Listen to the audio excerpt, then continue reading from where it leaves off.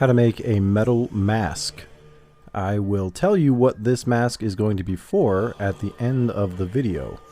This is made from 60 thousandths aluminum, 3003 H14 aluminum, and I tried this in steel first, didn't quite work out, so I had to do aluminum. I had lots of it left over because I, as you know, have been building these Rocketeer jetpacks. And this little standalone display piece from Rocketeer is something I have for sale in my Etsy store. Rather than being the entire jetpack, this is just the cowl section, and the rear is visible to show what I think the inside of the jetpack might look like. You'll find the link to my Etsy store where you can buy this in the description below, but fair warning, it's not cheap. Okay, let's get started.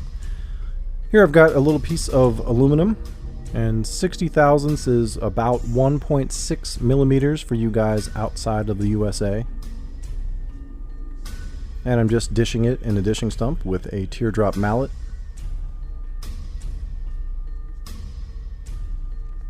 High speed.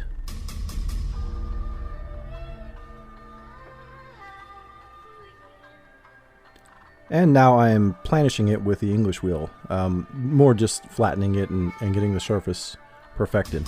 You don't have to use an English wheel to get these effects, you can just planish it with a hammer, but I have one, so I'm making it quick and easy.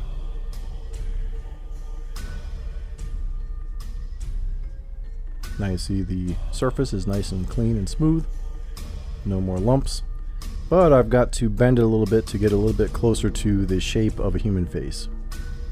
And this is just to get the general shape started to start working on all the details. This is pretty tough stuff. It's what they make aluminum race cars out of, so it's pretty stiff. Now I've got a ball stake from a dapping set and a body hammer, and I'm just rounding over this edge, which will become the chin a little later on.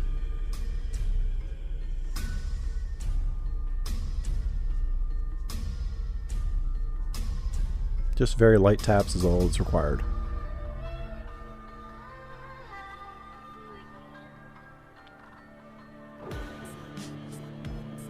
This is a piece of 1/4 inch rubber mat. I've used this for many things in the past. I just have it on the bench and I'm just hammering down with a hammer that has a very round face on the front of it, and stretching out the metal to make a chin. Now I'm using the same hammer and the same method to bulge out the eyebrow area a little bit.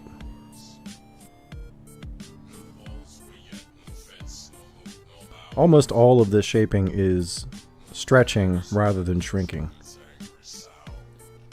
Stretching is much easier than shrinking, and I will explain where the shrinking occurred when you see it on the screen.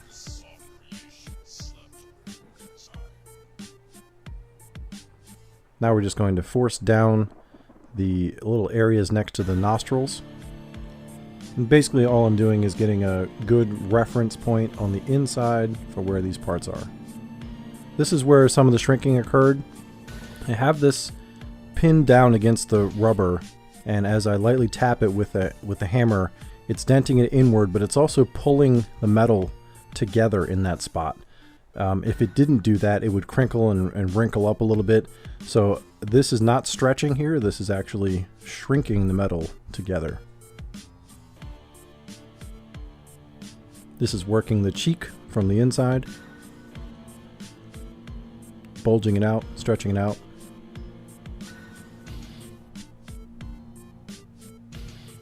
And it doesn't matter how messy it looks right now, it's going to be cleaned up later on.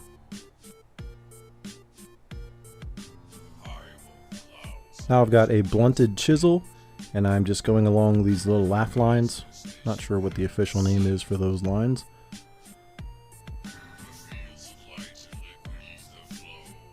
I'm just trying to move metal around, basically from the front and the back, just whatever you feel is required. Most of this is just kind of freehand. But I did use my own face for the initial measurements to make sure that this will fit my face once it's done. This little tool here, I don't even know what it is. I think it's part of a brake assembly for a brake booster. But I found it in the garage and I'm just using it as a little tool to make this little divot here under the nose.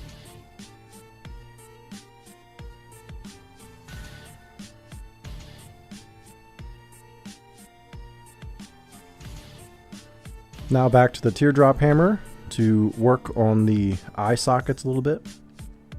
And for right now, we're just worried about getting the dent inward. And later on, after we cut the eyes out, we will work on making the eyelids come out a bit.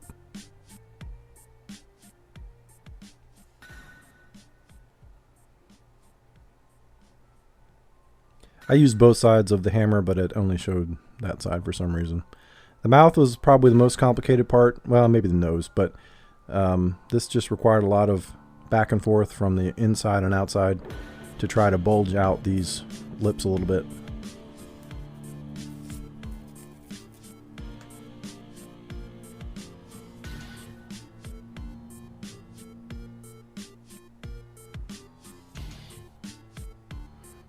On the inside, I used a ball stake to bulge out the lips.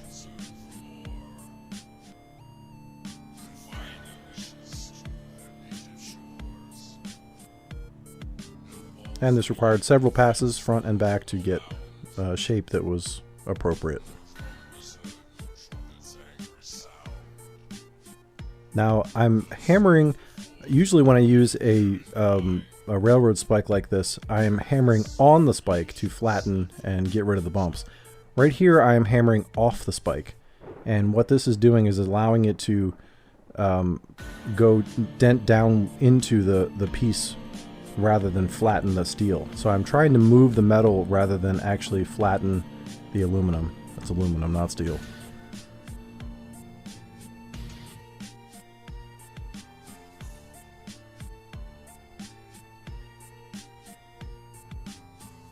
Now a piece from a dapping set I'm going to use to kind of make a little divot here at the top of the eyebrows.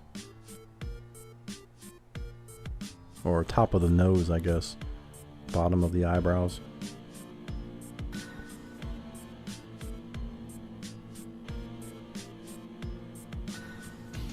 And once that's done, I will come back with a hammer and start to blend that together. This is actually shrinking the metal a little bit here too. It's not a lot of shrinking. A lot more shrinking would require heat, but this is just a little bit of cold shrinking to get that metal to comply and go down into the piece and not crinkle up. Same for this side. And again, don't worry about the ugly bumps. We're going to get rid of those later on. Again, with the railroad spike, I'm just flattening and shaping.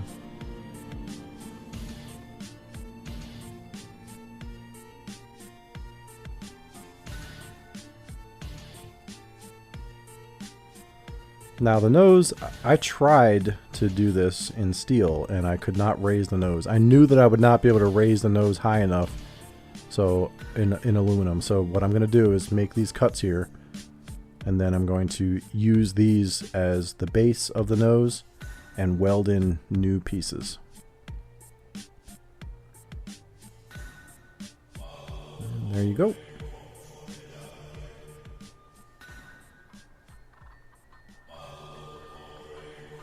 For the part that's missing, I ended up making a little shape like this, bending it up, and then welding it in.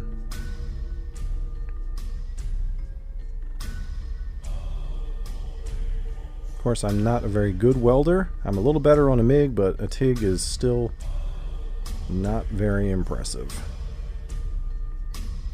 Oh well. Anyway, get rid of all these little boogers all over the nose. And use a sanding drum to get a lot of this flattened out.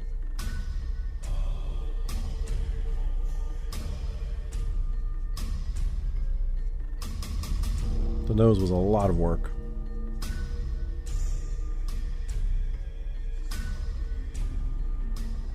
Now we can cut out the eyes, and really all I did was just use a step drill bit to do this.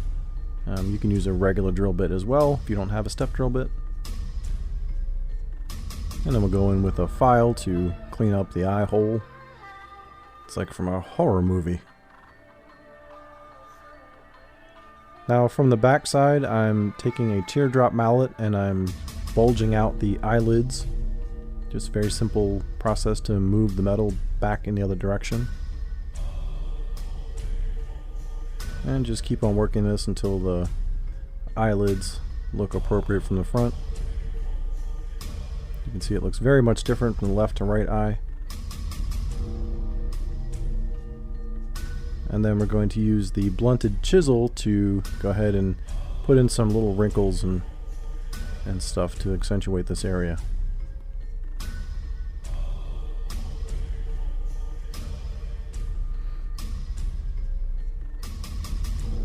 Once both eyes are finished, it's just a matter of doing a lot of filing and sanding to make the surface pretty nice.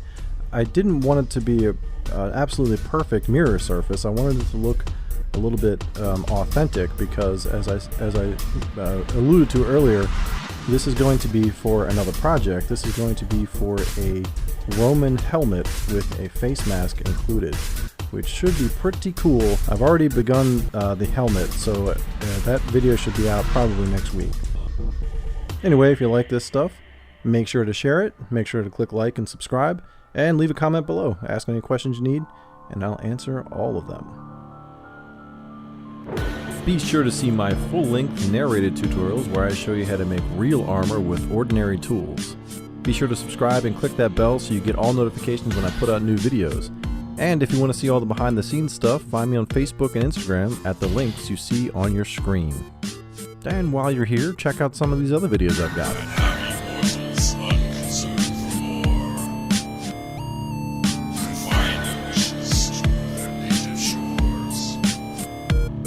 No balls were yet no fence.